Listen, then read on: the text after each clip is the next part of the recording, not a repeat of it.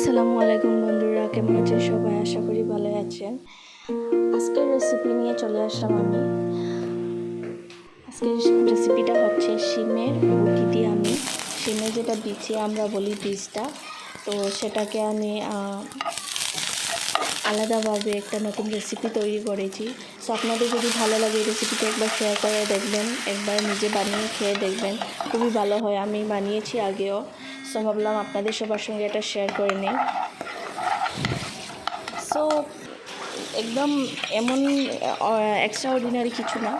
আমি মশলাটা দিয়েছি নর্মাল আমরা যেটা মশলা ইউজ করি, হলদি পাউডার হাফ চামচ, জিরা পাউডার 1 চামচ, ধনিয়া পাউডার 1 চামচ, গরম মশলা 1 চামচ, আর লাল মরিচ যেটা গুঁড়ো সেটা 1 চামচ, আর নিজের টেস্টটা বুঝি নুনটা আমি দিয়ে দিয়েছি।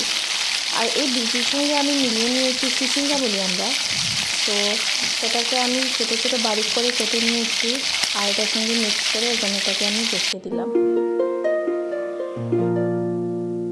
এই রেসিপিটা আপনাদের চাই তাহলে আমাকে কমেন্ট বক্সে জানাবেন, আমি রেসিপিটা শেয়ার করে নেব।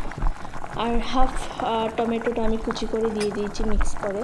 সো আমার যেটা সবজি যেটা আমি বসিয়ে দিয়েছিলাম সেটা হয়ে গেছে। এখন তাকে একটু মজাদার বানানোর জন্য আমি একটু নতুন কারিগরি করছি। সেটা দেখে না, এটা হচ্ছে ড্রাই মিক্স।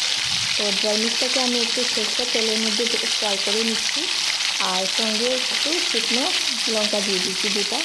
তো এটা একটু ফ্রাই হয়ে গেলে আমি ওই সবজির সঙ্গে মিক্সটা করে নেব ডালটার সঙ্গে।